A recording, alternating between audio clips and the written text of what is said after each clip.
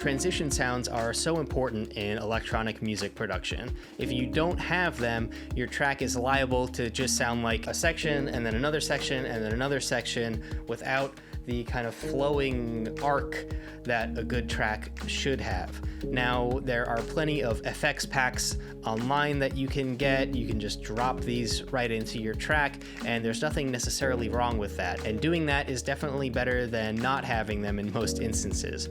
But in this video, I want to show you how you can use sounds that you've already created for your tracks to make a lot of these effects yourself. And the benefit of doing this, of using these contextual sounds, is that you get a level of cohesion and togetherness that really makes it sound kind of more authorial, more intentional, and more polished. Okay, so I'm going to use this melodic house track that I've been working on that needs some transitions and effects and stuff like that as a way to demonstrate some of the techniques here. I'll play the 8 bars that lead into my breakdown, and maybe we can create some sounds that suggest that a big change is coming, and also make some sounds that bridge the gap between these two sections. Here it is.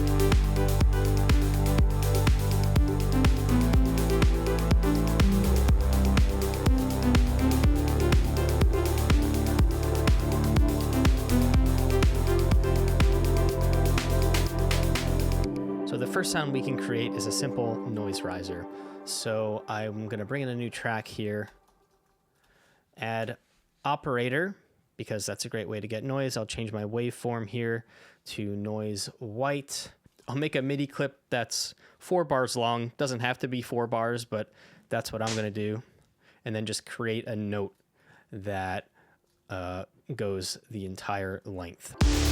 So we have our white noise, but obviously this is really overwhelming and loud sounding. So we'll bring in an auto filter, and maybe we want the frequency of the low pass filter here to increase as we go along here. So that would sound something like this.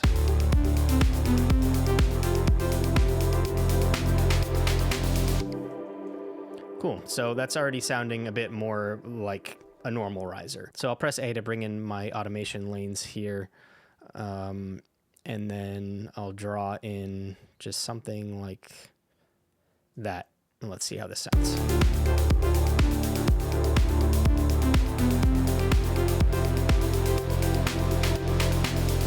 And maybe this would sound better at 12 dB per octave and with a little resonance. Let's listen.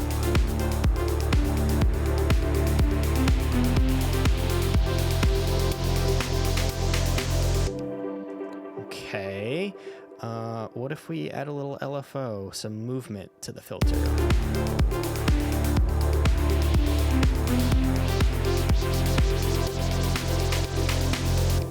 This could sound interesting, automating the rate.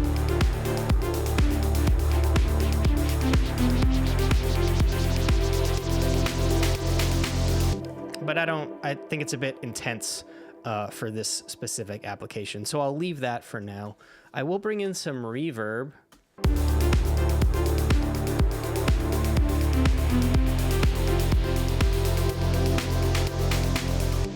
So it's a bit more spacey now, and we have a bit of stereo imaging. Now I also want to bring in an auto pan here, so the sound will ping pong back and forth between left and right.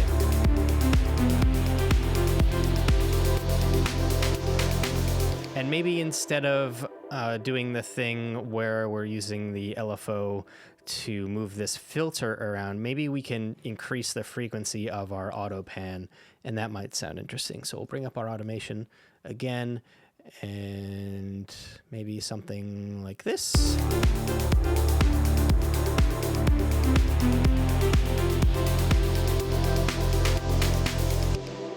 And we'll increase the amount maybe a bit as well.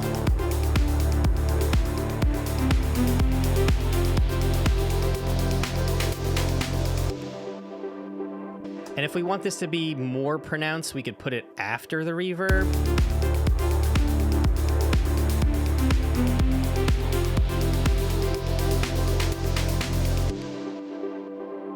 That's pretty cool. So we could tweak this for a while. Obviously, this is a great opportunity to be creative. There's no hard and fast rules here, but I like what we've got, and so I want to commit this now to audio. I'll highlight my MIDI clip. On a Mac, I'm going to press Command B to print this out. And now that'll automatically mute this, and now I have this audio that we can keep working on here. And as you can see, I've dragged out the tail. Even though I only told it to print this, it will also print out any effects tails, which is super useful. So now I have this clip.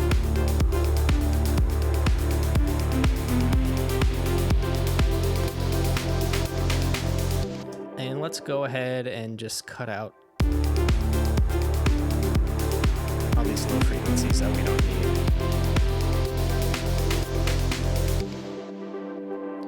Cool. So that sounds good. I like how the tail carries into the breakdown here. I think that sounds good.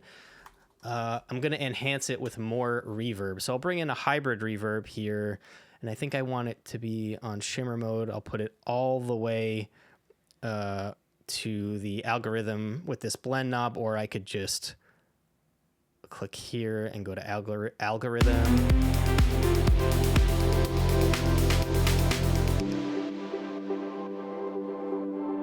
So now we have a nice lush noise riser that carries on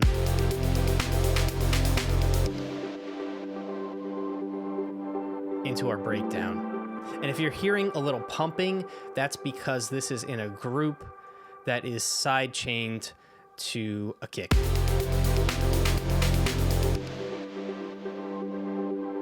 Great, so we have our first element. Now, the next thing I want is for, you hear this clap fill here? I'll just solo the drum track minus the kick. I think I want this final clap to echo into the breakdown. So I'll go to my clap track. We'll bring in a delay. Let's see what that sounds like. Okay, I like the delay timing. I think I want to filter this a bit. I can ping pong it if I want. Nice. Increase the feedback.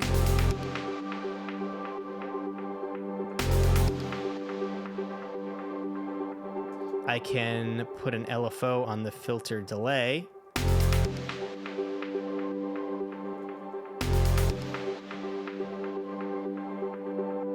So I could automate this delay on and off like that, but I don't really like doing this because it makes this final clap sound different. So what I'll do instead is, again, just highlight this, press Command B to print it out, and now I'll go back to my original clap track, turn off this delay or delete it, re-enable this final clap, and now, check it out. I have this tail. I'll get rid of this duplicate here. We can see it ping-ponging through the stereo image.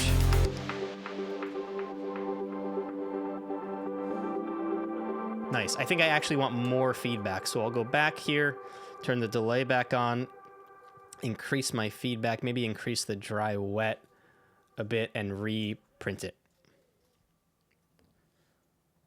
Let's see. Re-enable, turn delay off, get rid of this.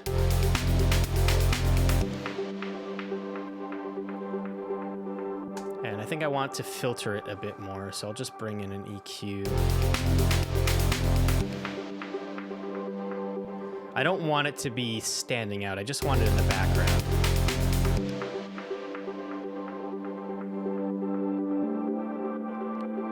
Volume to blend it in a bit. Okay, let's play the whole 8 bars.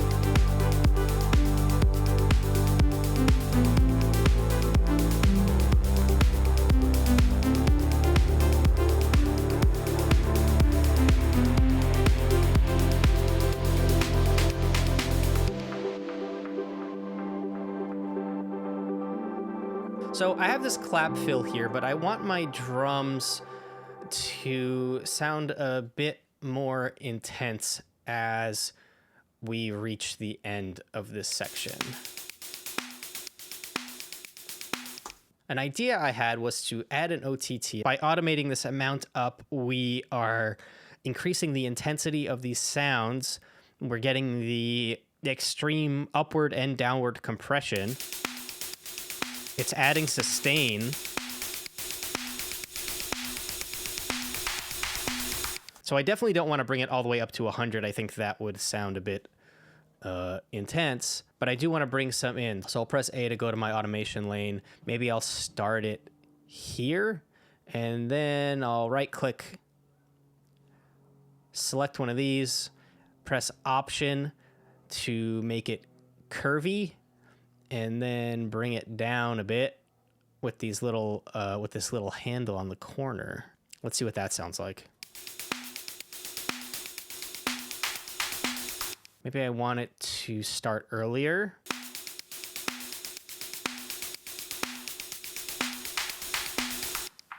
Okay, that might be too intense. Let's hear it with the rest of the track. Let's hear it in context.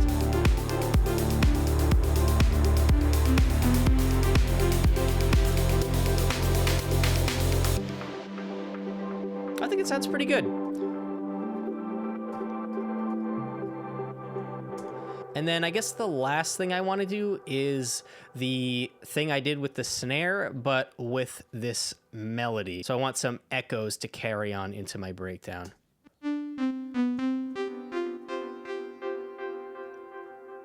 So as you can hear, this already has some echo on it. I have an envelope follower here. So the dry wet is very low when the notes are playing, but immediately when they stop, it becomes more wet and the echo fills the space.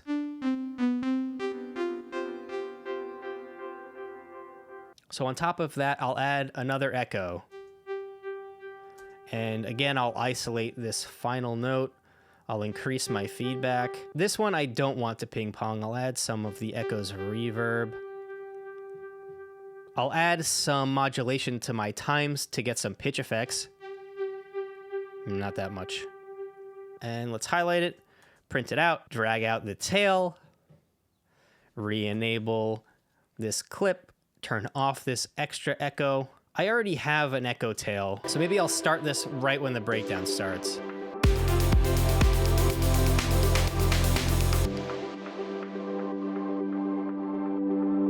Nice. And so I'll just bring these things I've added into my effects group just for organizational purposes.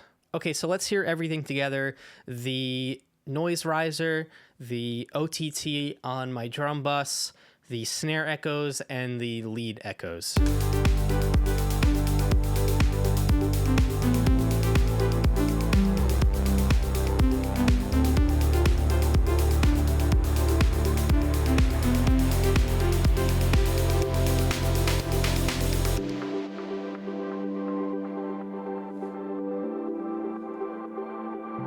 And maybe one more thing we can do, I don't know if I actually want this in the track because I think this sounds pretty good, is to take one of our hats. So I'll take this closed hat sample that appears later on. I'll bring it over here.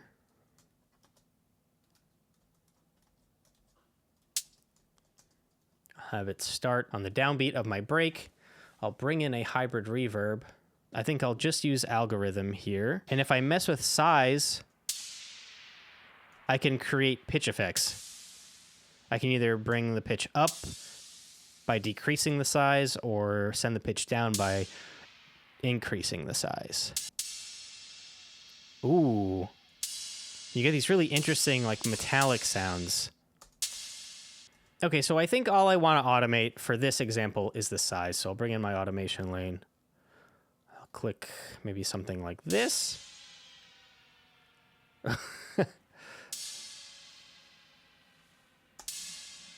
Saturation.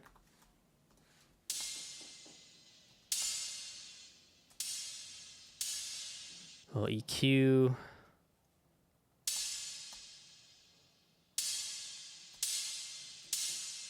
Hybrid reverb.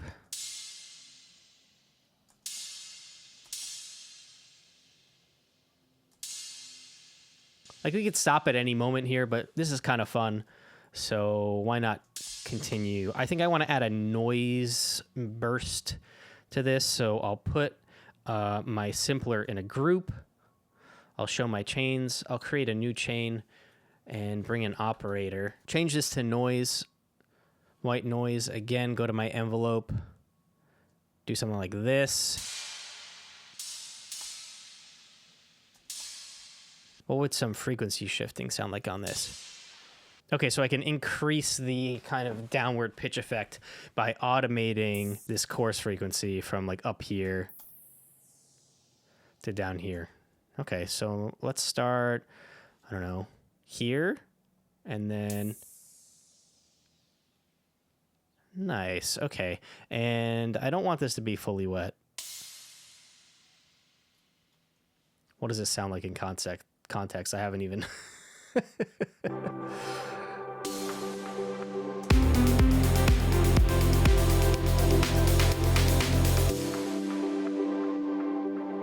Add some compression with makeup gain to elongate, to increase the sustain. I'll lower the volume. And maybe we can automate the frequency in the reverse direction as our riser.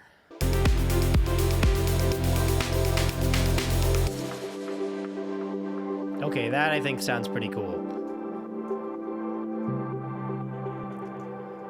So again, I'll just print this. Now I'll drag this to my effects bus, bring out my tail. Okay, and now if we play it without all this stuff, here are the final 4 bars.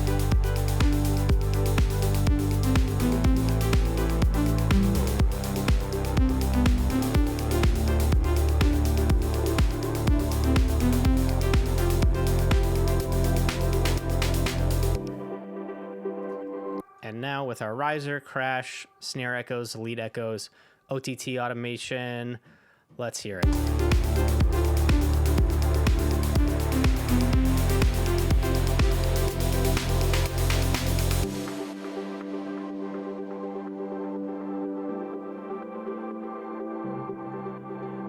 You know, maybe you would have made different choices on the sound selection or to the effects you added to these elements, but hopefully you can hear how these sections now sound more connected. Here's another section I have, just the kick chords and Atmo. It's going into a section that is more dense with my melody that you've already heard.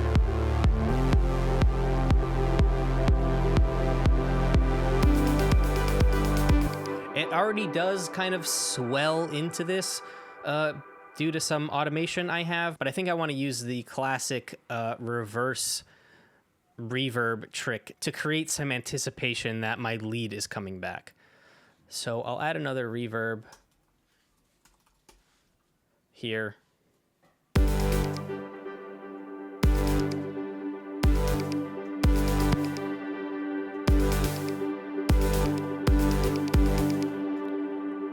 Isolate this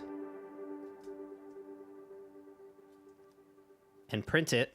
Now I have this. I'll unmute that, turn off the reverb on my initial track. I'll highlight this new audio clip here and reverse. So now it acts as kind of a riser. And if I move it so that it ends when my melody starts,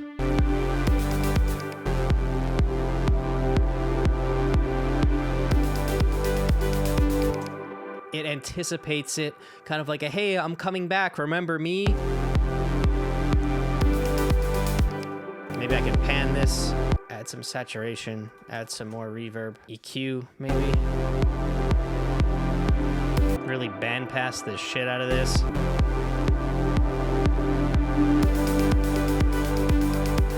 Yeah, bring this out a bit.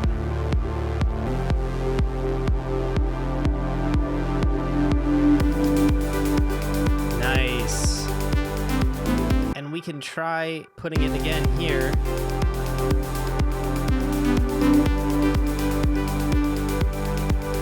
I don't know, just an idea. And I'm going going into a new section here. You can have a listen to what I've done here on the lead, and maybe you can figure out what it is.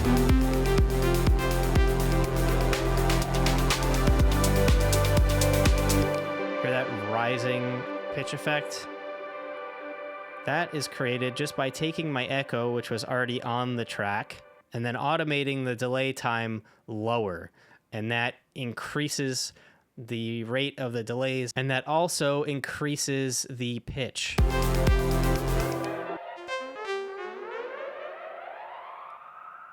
Like that. I think it's a really cool effect. So this was just kind of a sampling of what you could do based on, you know, this specific track that I'm working on. You can keep it simple. You can go more in depth with all this stuff. Different genres will suggest different kinds of effects and different transitions, I suppose. But I think you can extrapolate from what I've done here, get a little creative, and start making your own transition effects. I really think it's worth the time. And if you create something that you really like that you think will translate to other tracks you have, you can always just save it into your sample library, and then you have something that you've made ready to go. And again, there's nothing wrong with using pre-made effects. Sometimes you just need a noise riser and you don't want to make your own and whatever. That's totally fine. But there are a lot of instances where using the sounds that you've already made in your track can really create some nice effect sounds, ear candy, stuff like that.